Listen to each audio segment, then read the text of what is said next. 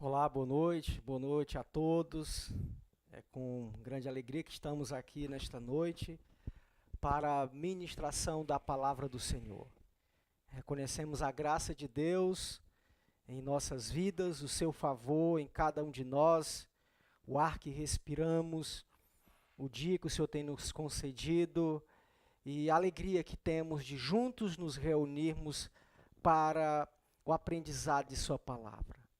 Que o Senhor esteja falando aos corações de cada um, de cada família, de cada servo do Senhor, nos lugares mais variados dos nossos ouvintes neste momento. Uma saudação a todas as famílias, em nome de Cristo Jesus, uma saudação à família espiritual, a família que é a igreja, o povo de Deus, os servos de Cristo Jesus, os filhos do Senhor. Que o Senhor esteja assim guiando-nos em sua presença. Abra sua Bíblia para Gênesis, o texto de Gênesis, capítulo 12. Estaremos lendo versos 10 a 20.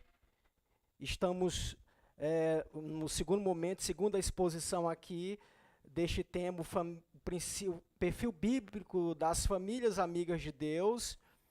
Estivemos fazendo a primeira ministração e agora um segundo momento aqui com base nos versos 10 a 20 e outros mais versos estaremos considerando, se Deus permitir, no transcorrer do tempo ou em outra ministração. Então convido você a abrir a sua Bíblia, que o Senhor esteja realmente guiando-nos por meio de sua palavra. Diz o texto sagrado: havia fome naquela terra, desceu, pois, Abrão ao Egito para aí ficar, porquanto era grande a fome na terra. Quando se aproximava do Egito, quase ao entrar, disse a Sarai, sua mulher: ora, bem sei que és mulher de formosa aparência. Os egípcios, quando te virem, vão dizer: é a mulher dele, e me matarão deixando-te com vida. Dize, pois, que és minha irmã, para que me considerem por amor de ti, e por tua causa me conservem a vida. Tendo Abrão entrado no Egito, viram os egípcios que a mulher era sobremaneira formosa. Viram-na os príncipes de Faraó e gabaram-no junto dele. E a mulher foi levada para a casa de Faraó. Este, por causa dela, tratou bem a Abrão, o qual veio a ter ovelhas, bois, jumentos, escravos e escravas, jumentas e camelos. Porém o Senhor puniu Faraó e a sua casa com grandes pragas por causa de Sarai, mulher de Abrão. Chamou, pois, Faraó a Abrão e lhe disse: que é isso que me fizeste? Por que não me disseste que era ela tua mulher? E me disseste ser tua irmã? Por isso a tomei para ser minha mulher. Agora, pois, eis a tua mulher, toma-a e vai-te. E Faraó deu ordens aos seus homens a respeito dele, e acompanharam-no, a ele, a sua mulher e a tudo que possuía. Vamos orar. Senhor Deus, muito obrigado por tua palavra lida neste momento. Que seja o agir de teu Espírito Santo, ó Deus, em cada servo teu, em cada família, e da maneira como estamos expondo aqui, ó Deus, pelo Instagram, pelo YouTube, os teus servos que estão nos lugares mais variados ouvindo a tua palavra, sê com eles, ó Deus, seja o agir de teu Espírito Santo, que seja assim a graça do Senhor em suas vidas e em cada um de nós, de maneira tal, ó Pai, que apropriemos-nos nesta noite da palavra do Senhor, com a riqueza e presente em tua palavra, que seja o deleite em nossos corações. Em nome de Jesus. Amém. E amém. Bem, nós estamos, como disse, numa série de exposições. Falamos na última ministração, domingo passado, a respeito deste texto, nos versos de 1 a 4, e estivemos considerando que o perfil bíblico das famílias amigas de Deus, a primeira sentença é que as famílias amigas de Deus devem ser obedientes ao seu chamado, ao chamado do Senhor. Vemos isso na vida de Abraão, quando ele prontamente saiu indo de uma região tão distante na Mesopotâmia, lá nas proximidades de Babilônia. Não sei se é possível mostrar essas imagens agora. A nossa direção puder nos ajudar agora, ok? Já está a postos. Vocês vão perceber no mapa aí, a saga de Abraão. Não foi uma jornada das mais simples, onde ele sai lá de Ur dos Caldeus, ali nas proximidades da Babilônia, ele sobe, percorrendo ali toda a região do Eufrates, ele vai ladeando o Eufrates de uma ponta a outra, subindo, chegando a Harã, e é em Harã que ele está lá com o seu pai, os demais membros de sua casa. Lá o seu pai morre, e é naquele contexto ali, em Harã, que Deus chama a Abraão. É interessante notar, e aqui ele é chamado ainda de Abrão, né? Interessante notarmos aí toda a distância. Ele vai acima, chegando à região de Harã, e depois ele desce, indo em direção a Canaã, naquela região a qual Deus havia designado como terra prometida. E em vez de ele descer, percorrer a linha reta, vocês podem perceber no mapa, atravessando o grande deserto, era mais conveniente a ele, era um trajeto mais apropriado, tal como fora feito e que nós temos o registro bíblico.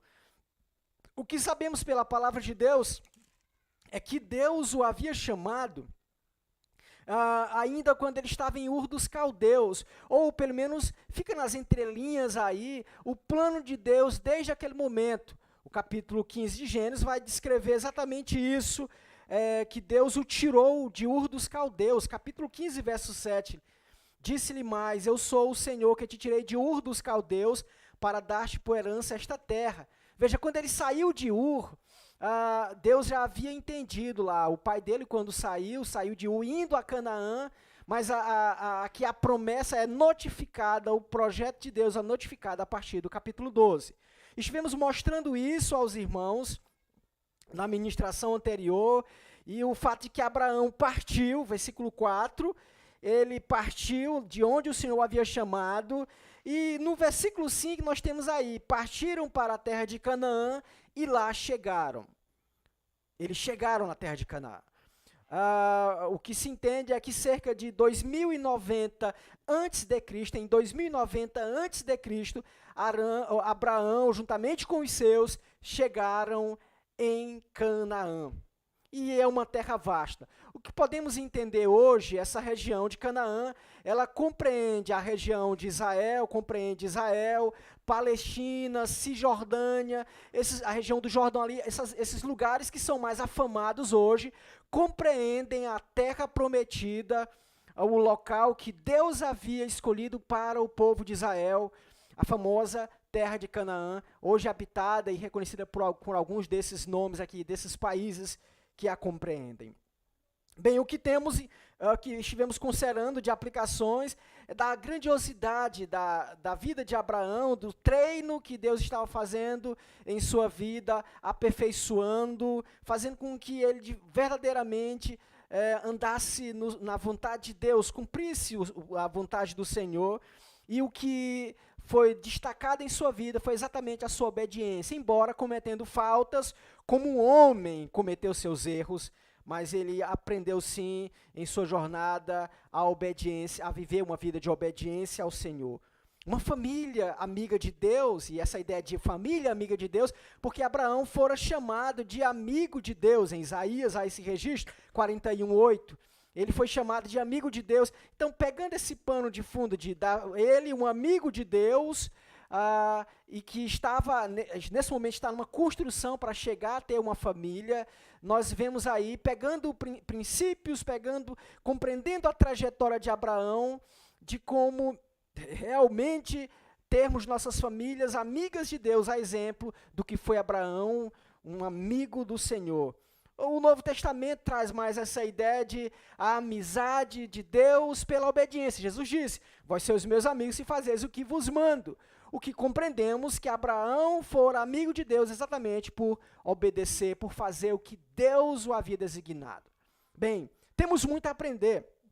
E certamente nossas famílias crescerão mais, nossas famílias serão mais edificadas, firmadas na presença, na palavra do Senhor, amigas de Deus, vivendo em obediência à sua palavra. Bem, temos aqui a segunda máxima, o perfil bíblico das famílias amigas de Deus.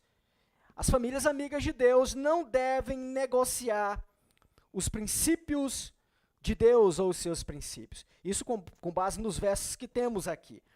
A respeito de Abraão, notificamos algumas situações que comprovam o quanto ele cometeu suas faltas, ele negociou princípios, o quanto isso custou caro à sua vida, o quanto ele realmente precisou ali ser treinado pelo próprio Deus.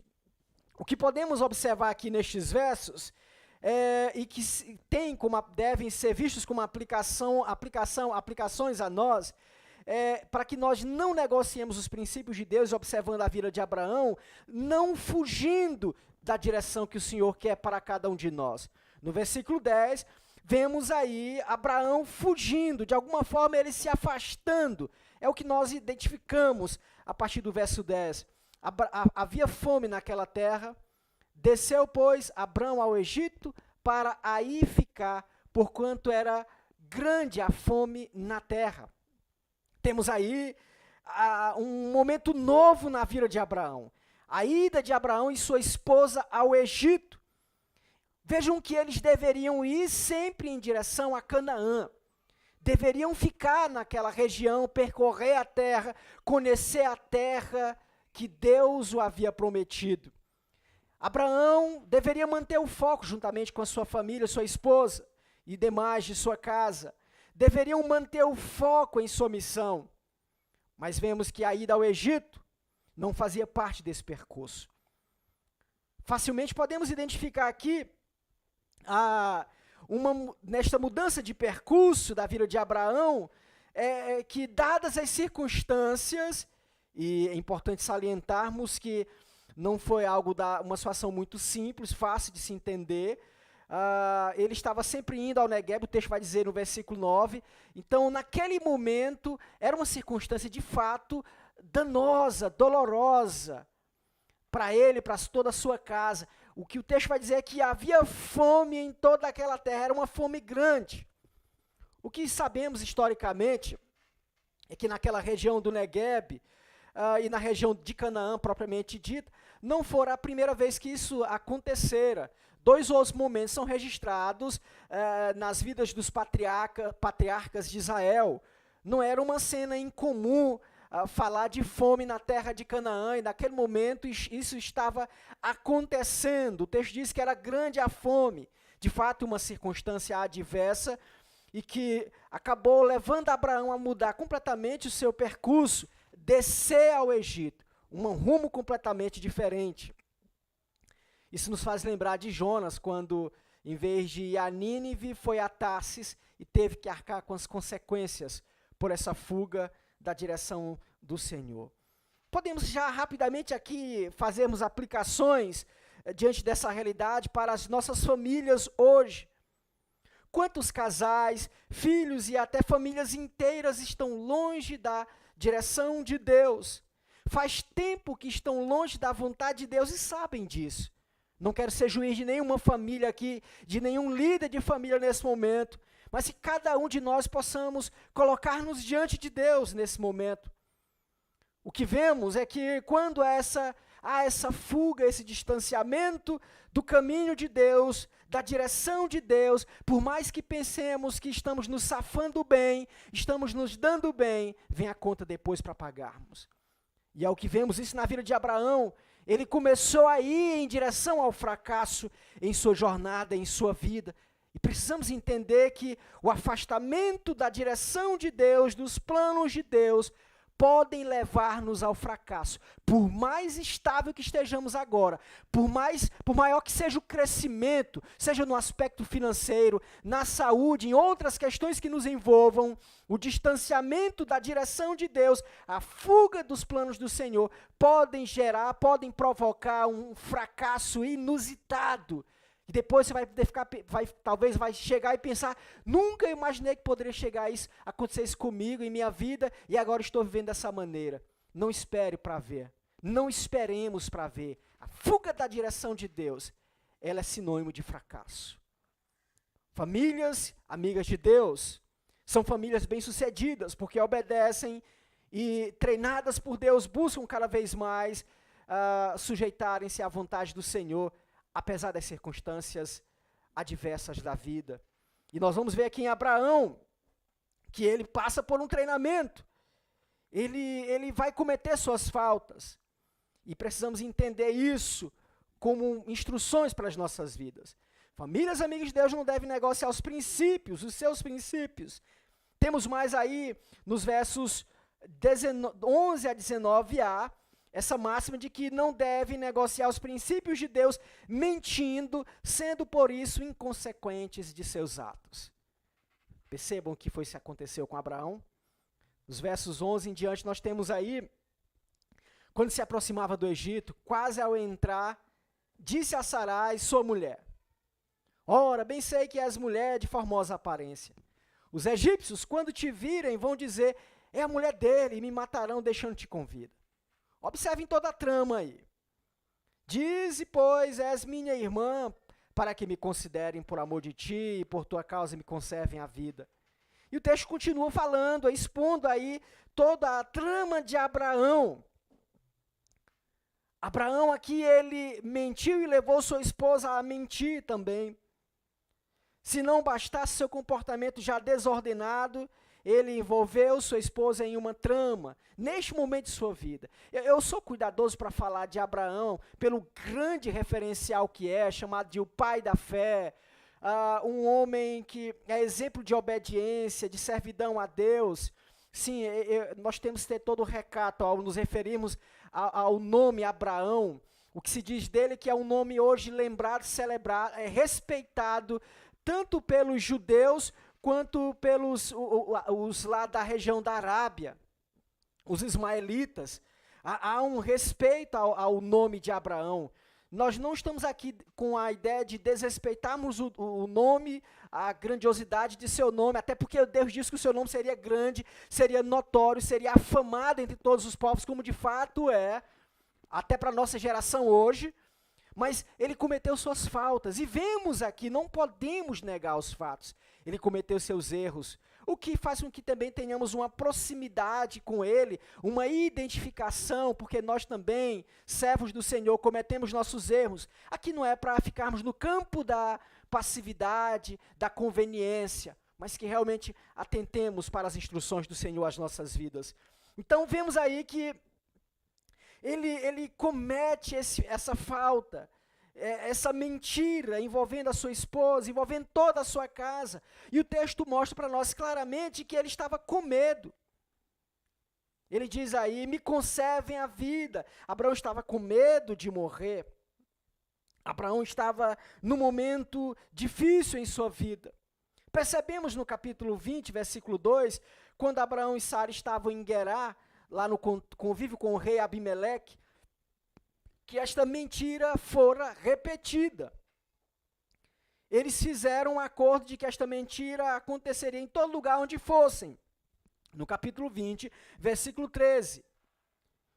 Abraão fez esse acordo. Nós temos aqui na Bíblia algumas narrativas da trajetória de Abraão. Não vemos aqui todos os detalhes.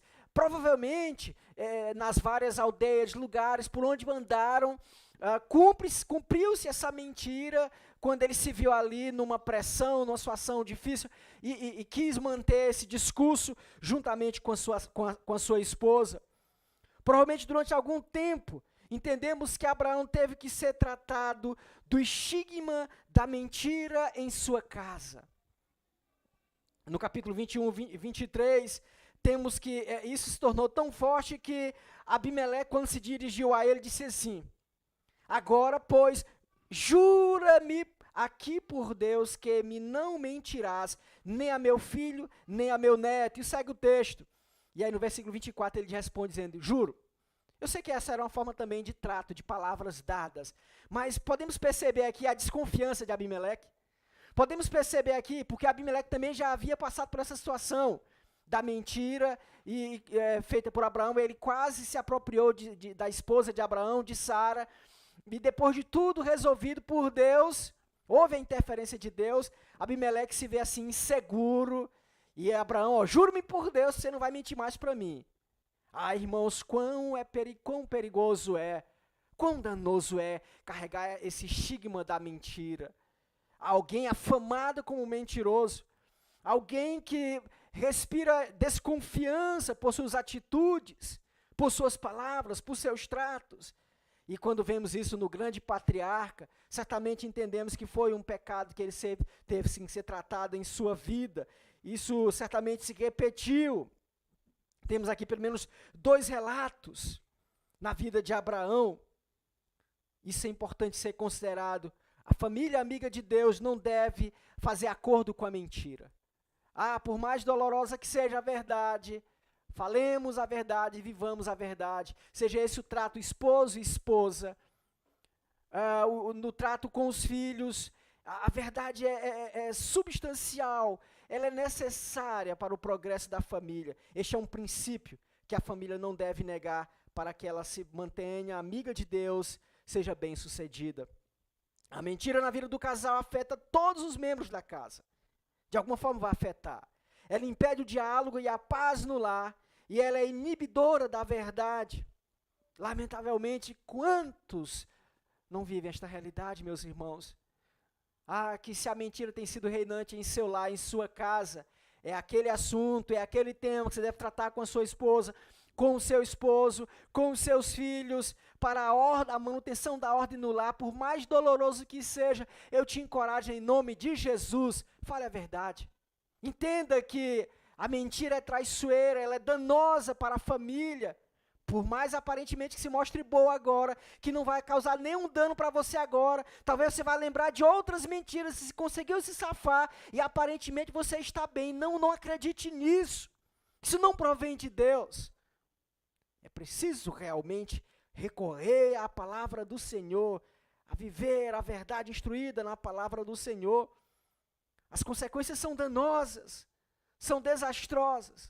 Volto a dizer, não espere para ver. Não espere para ver, não esperemos.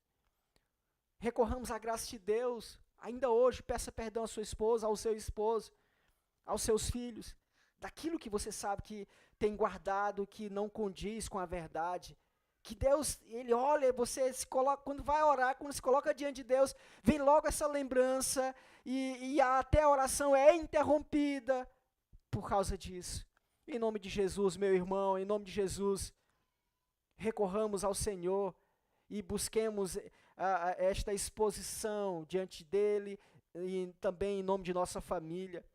Abraão muito provavelmente sofreu com isso, e ele precisou de um tempo para que isso fosse expurgado de sua vida.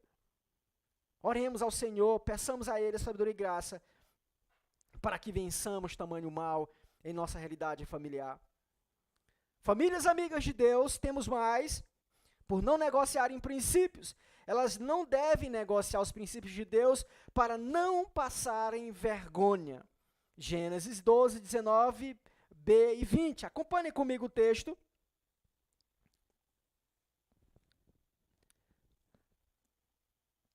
E me disseste ser tua irmã, por isso a tomei para ser minha mulher. Aqui nós estamos ainda compreendendo todo o contexto aí das ações dos servos de Faraó. No versículo 15, eles se gabaram, elogiaram a mulher de Abraão na frente dele, na frente de Faraó. De fato, era uma mulher muito bonita. O que chama a atenção é que Sara, ela tinha cerca de 65 anos de idade naquele momento e mostrava uma beleza que chamava a atenção de todo mundo. E, de fato, uma mulher muito bonita, até aos 65 anos de idade, ela viveu 127 anos de idade, Abraão 175, ainda numa época que as pessoas viviam mais tempo. O fato é que ela era uma mulher bonita e chamou a atenção, naquele momento, dos servos de Faraó. Abraão estava ali, só para considerarmos, um tanto preocupado com a sua proteção, para que ele não sofresse nenhum dano, e toda essa trama fora feita por ele. Ele acabou sendo beneficiado. Observem aí, aparentemente estava se dando bem. Ele, por causa dela, o faraó tratou bem a Abraão, ele teve ovelhas, bois, jumentos, escravos e escravas, jumentos e camelos. Parecia tudo muito bem. Por isso estamos frisando essa máxima do perigo da mentira. Parecia que tudo estava muito bem. Mas aí eles já começou a ver a exposição da parte de Deus. Porém o Senhor puniu Faraó e a sua casa com grandes pragas por causa de Sarai, mulher de Abraão, ou de Abrão. Eu quero destacar esse momento aqui, e que eu vejo que não é exceção quando se trata dos servos de Deus. Os servos de Deus, o Novo Testamento, Hebreus 12, vai dizer que são disciplinados por ele. Abraão está passando aqui por uma disciplina, de maneira indireta. Toda a situação que chega a Faraó, foi lá e chegou em cheio em Abraão. E aí o que vemos é que o Senhor, ele permite situações aconteçam também a nós, alertando-nos, advertindo-nos. A ação de Deus sempre acompanhando as nossas vidas, e as pessoas que estão por perto de nós, que estão inseridas em nosso contexto, de alguma forma são afetadas. E Faraó aqui foi afetado pelo erro de Abraão. E aí o que parecia tudo muito bem, perfeito, tornou-se danoso, grandes pragas, isso por causa de Sarai, mulher de Abraão, e esse sofrimento foi recebido lá pelo povo de Faraó. E aí o Faraó chama Abraão, é o que nós vamos considerar agora, e chama a atenção dele, que é isso que me fizeste. Por que não me disseste que ela era tua mulher, e disseste ser tua irmã? E eles, olha, por isso a tomei por mulher. Agora, pois, eis, a tua mulher toma e vai-te. Observem aí que essas perguntas feitas pelo Faraó são perguntas duras, são perguntas em que o Abraão fora encarado por ele. Como pode? É como se dissesse isso. Eu não esperava isso de ti. Você me traiu, Abraão. Como se estivesse dizendo isso. Por que você fez isso comigo? O que é isso que fizeste? Por que você não me falou que era tua mulher? Como você ousou fazer isso comigo? Abimeleque, o rei de Gerar, fez os mesmos questionamentos. O que passou na tua cabeça você fazer isso comigo? O que você pensou para fazer isso comigo? Observem aí que nesse momento Abraão, ele é encarado, é desafiado pelo Faraó. Ele é questionado pelo Faraó. A integridade de Abraão cai por terra. E esse é um ponto, irmãos, quando há a confissão dos nossos erros, aqui da mentira, por mais que soframos naquele momento, a nossa integridade é refeita quando a verdade é reafirmada.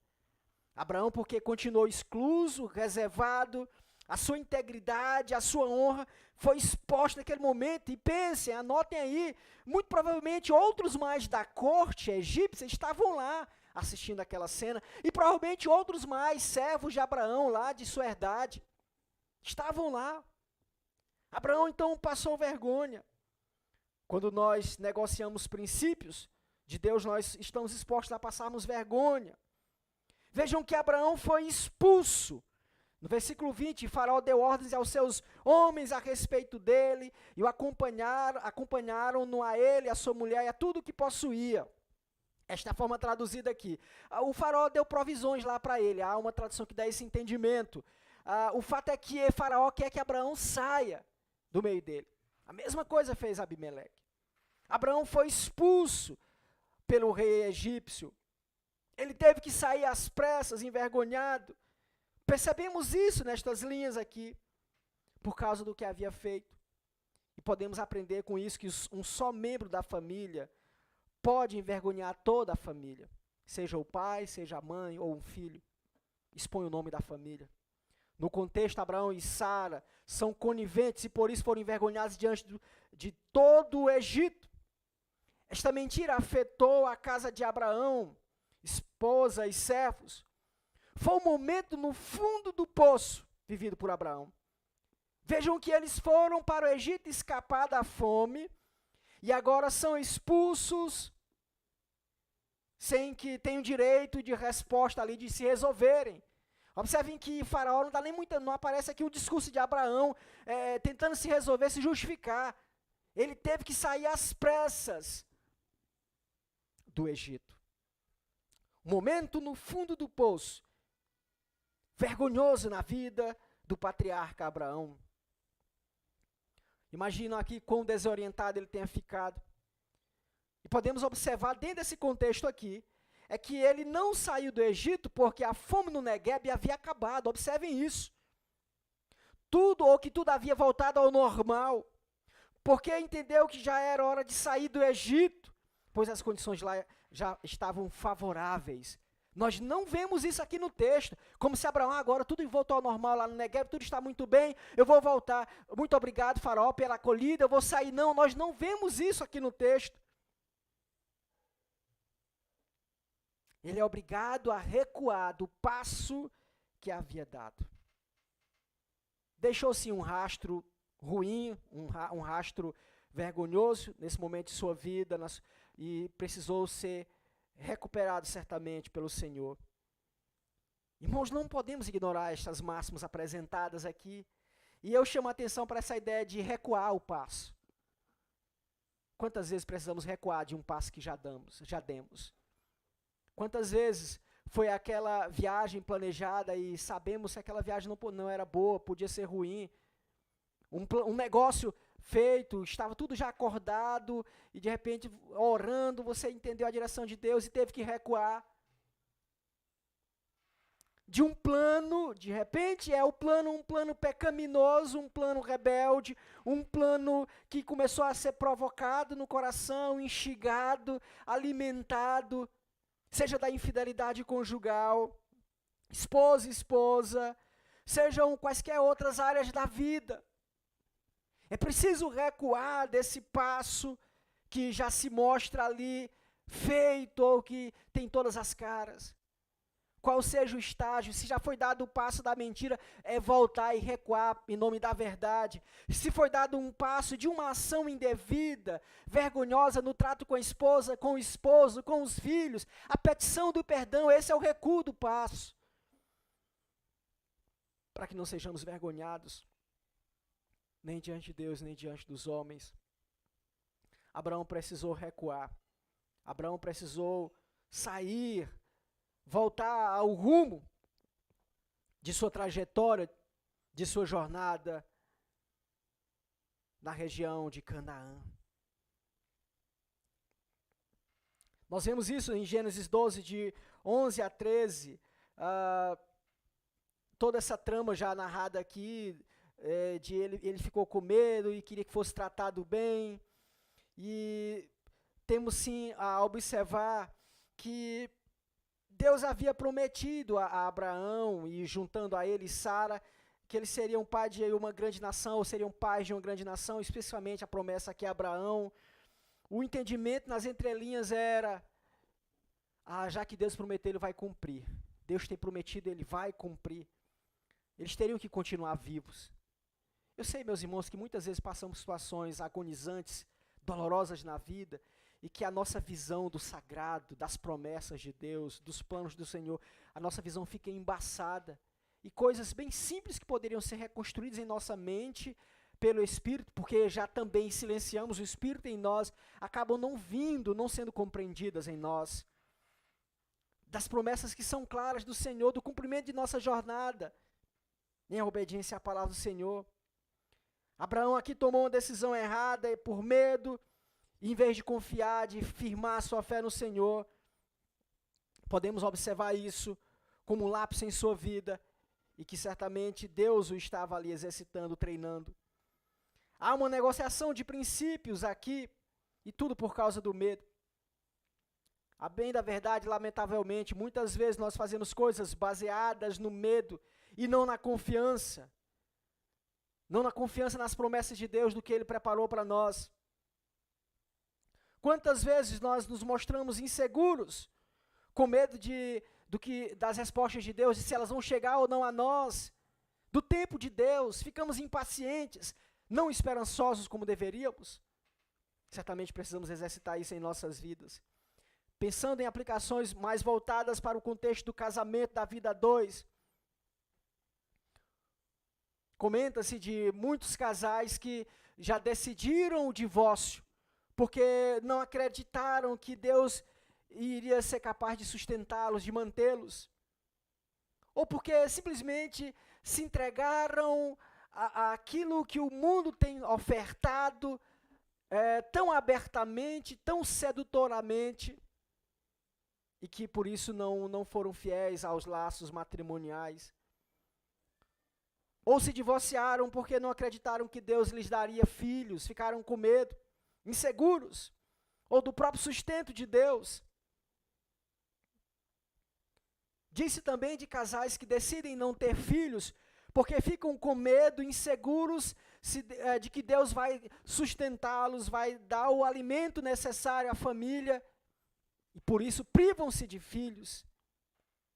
Outros decidem a não obedecerem a um chamado ministerial, com medo de não serem conduzidos, de não terem habilidade, competência, de não serem afirmados ou preparados, ou mesmo do próprio sustento.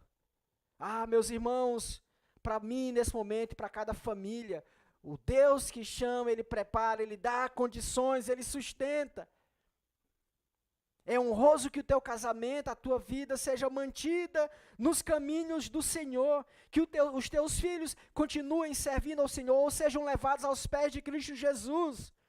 Confie nas promessas de Deus, nas provisões do Senhor, no chamado que Ele tem para a tua vida, para a tua família. Não sejamos tomados pelo medo.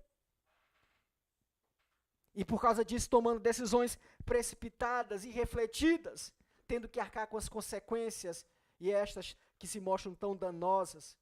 Não fiquemos aprisionados ao medo, à desconfiança.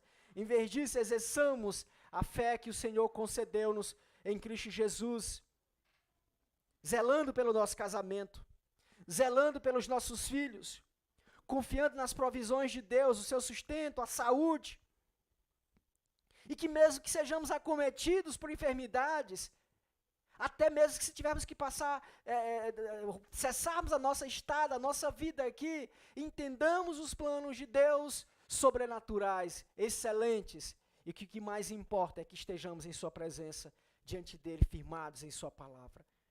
Certamente temos muito a aprender quando vemos aqui, neste momento da vida de Abraão, o seu medo, a sua vergonha, e ao inverso aqui os aprendizados, para que realmente busquemos ao Senhor, estejamos diante dele cada vez mais. Queremos nesse momento encerrar essa ministração ainda com estas aplicações, e de maneira já um tanto aclarada daquilo que já colocamos aos irmãos. Irmãos, e para você nesta noite, você família, se Deus tem prometido coisas a vocês, vivam confiantes nas promessas de Deus. Ele não é mentiroso, Ele não falha em suas promessas, Ele é fiel e justo para cumprir toda a sua palavra. Ele é um Pai maravilhoso, é o Pai maravilhoso e cumpre todas as suas promessas. O que Ele requer de nós é confiança, o que Ele requer de nós é obediência, o que Ele requer de nós é um olhar fito nele, quais sejam as circunstâncias da vida. Se a escassez, se a fome ao extremo, como foi com Abraão, que mantenhamos-nos focados diante do chamado do Senhor. Se você se vê nesta noite, você olha para você nesse momento, e é um momento para cada um de nós olharmos para nós mesmos diante da presença de Deus. Pastor, eu me vejo tão sem direção agora, tão sem ânimo agora. Eu me vejo agora ouvindo essa mensagem, eu sei, eu entendo, mas o meu coração está em outro lugar, minha mente está em outro lugar agora. Eu não consigo mais nem crer dessa maneira, eu não consigo mais nem me envolver para com a palavra de Deus dessa maneira. Eu até acredito, mas eu estou tão frágil, eu admito minhas fraquezas, tão longe. O meu coração está tão focado em outras coisas, que eu ouço, eu sei que é verdade, mas eu não consigo ter motivação agora, eu não tenho. Se você é essa pessoa neste momento, em nome de Jesus, fala isso para Deus. Seja verdadeiro com Deus também dizendo isso. Fala isso para Deus, coloque-se diante do Senhor agora, na presença de Deus, para que Ele cuide de ti, de tua vida, de tua família. Fala isso para Deus agora, Senhor, eu me vejo desanimado, desmotivado. Eu me vejo com uma confiança tão insegura ou instável, ora confio, ora não confio, e esse comportamento dúbio, dobre, é rejeitado por Deus. Senhor, guie os meus passos para que realmente eu mantenha-me focado em Tuas promessas, em Teu projeto para a minha vida, nas mais variadas áreas de minha vida, no meu trabalho, na minha profissão, na minha empresa, nos meus negócios, no meu enlace matrimonial, no meu casamento. Reconstrua, Deus, o meu casamento, tenha misericórdia de mim, de minha família, ou fortaleça o meu casamento, a minha relação com os filhos. Eu me vejo tão distante hoje, de repente você é essa pessoa, com o meu filho, a minha filha, já não dialogo com o meu filho. Há uma interrupção enorme entre nós. Peça a Deus a graça da reconstrução de teu lar, de tua família, para que você realmente deleite da graça do Senhor, da presença de Deus, e tua família seja amiga de Deus. Goze dessa amizade com o Senhor, obedecendo, sendo fiel à sua palavra, ao chamado de Deus, realizando-se em sua presença, buscando continuamente. Esta mensagem que deixamos neste momento a todos, a toda a igreja, a todo o povo do Senhor Jesus, neste momento que está ouvindo a palavra, outros mais que a ouvirão. Que o Senhor continue falando conosco. Nós vamos orar nesse momento e já encerrando a ministração, agradecendo a Deus pela oportunidade, agradecendo a Deus pelo momento, por você que está até agora aqui nos acompanhando. Que Deus esteja assim abençoando as nossas vidas. Oremos. Senhor Deus, muito obrigado por tua palavra ministrada, pela graça, Senhor, a graça, Senhor, em nossas vidas, porque o Senhor nos tornou uma única família, um único povo em Cristo Jesus. E também de nossas famílias, desse conjunto, famílias amigas tuas, ó Deus, como foi Abraão, amigo do Senhor, pela obediência por fé. Que assim a nossa jornada seja marcada, ó Deus, seja firmada pela obediência por fé. Cada vez mais. Eu sei, ó Deus, que nós erramos tanto, falhamos tanto, ó Deus. E eu peço a Ti misericórdia. Eu peço a Ti a graça dessa entrega, dessa oração verdadeira diante do Senhor, para que o Senhor recobre o ânimo daqueles que se sentem inseguros, fragilizados, desanimados dessa entrega, dessa busca, dessa confiança. Coloque-se diante de Ti. E aos demais, ó Deus, que o Senhor tenha misericórdia sustentando-nos, porque reconhecemos, ó Pai, que somos carentes do Senhor todo dia, em todo tempo, ó Deus. Somos completamente necessitados de Ti para a nossa jornada, para que ela se conclua e seja vitoriosa em Cristo Jesus. Guie-nos, ó Deus, sustentando-nos em Tua presença e abençoando a cada família, a cada servo Teu em todos os lugares. E que assim, ó Deus, o Teu nome seja celebrado em nossas vidas. Que a graça do Senhor Jesus, o amor de Deus, Pai, a comunhão e as consolações do Espírito Santo sejam hoje para todos sempre com a Tua igreja. Amém e amém. Que Deus nos abençoe, que Deus abençoe a todos. Um grande abraço. Boa noite, meus irmãos.